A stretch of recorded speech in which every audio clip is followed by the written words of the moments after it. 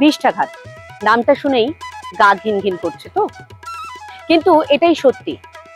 এমন একটা সময় ছিল যখন কলকাতার বিষ্ঠা মানে হাজার হাজার টন বিষ্ঠা গঙ্গার বুকে ফেলা হতো, এবং তার জন্য ছিল নির্দিষ্ট একটি ঘাট, যে ঘাটের নাম ছিল নাইট সয়েল ঘাট বা বিষ্ঠা ঘাট।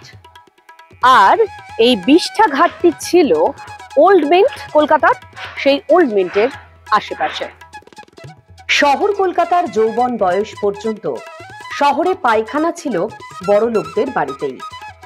বস্তিবাসী গরিব লোকেরা হয় 4-5 ঘর মিলে একটা পায়খানা ব্যবহার করত, আর নয় ম্যাথর টাট্টিতে যেত। এই ম্যাথর টাট্টিগুলি কিন্তু মিউনিসিপ্যালিটির সম্পত্তি ছিল না। যেসব ম্যাথরদের সামান্য টাকা পয়সা ছিল, তারা এই টাট্টিগুলি তৈরি করত সর্বসাধারণের জন্য। এই ম্যাথর টাট্টিতে মাসকাবারি রেট পর্যন্ত বাধা ছিল। প্রেসিডেন্সি কলেজ যখন হিন্দু কলেজ ছিল, সেই সময়ে কলেজের সামনের ফাঁকা মাঠে একটা ম্যাথর টাট্টি ছিল। যখন পশ্চিম থেকে পূর্বে হাওয়া বইতো, তখন কলেজের ছাত্র এবং শিক্ষকদের দুর্ভোগের সীমা ছিল না।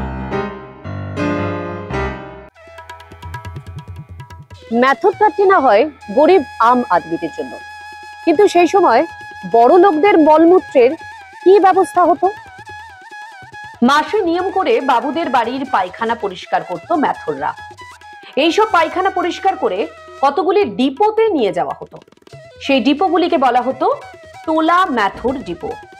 তারপর এই ডিপোর বিষ্ঠা নিয়ে যাওয়া হতো বিষ্ঠা ঘাটে। মিউনিসিপ্যালিটির কয়েকটি নৌকা ভাড়া করা ছিল।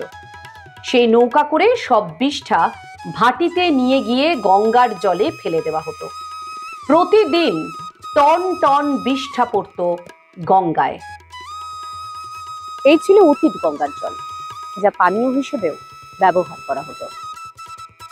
পরবর্তী সময়ে যখন কল বসিয়ে গঙ্গার জল পানীয় জল হিসেবে গোটা শহরে সরবরাহের প্রস্তাব দেওয়া হয়, তখন শহর কলকাতা থেকে 17 মাইল উজানে পলতায় সেই কল বসানো হলো, যাতে গঙ্গা থেকে অপেক্ষাকৃত বিশুদ্ধ জল পাওয়া যায়।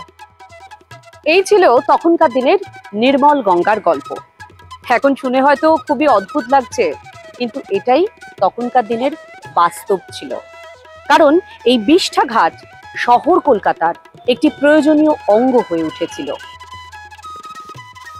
গঙ্গা জলের চরিত্র কি বদলেছে আদৌ? না, একেবারেই বদলায়নি, বরং দিনে দিনে আরো বেশি ব্যবহারের অযোগ্য হয়ে উঠেছে। তবে তা অন্য প্রসঙ্গ।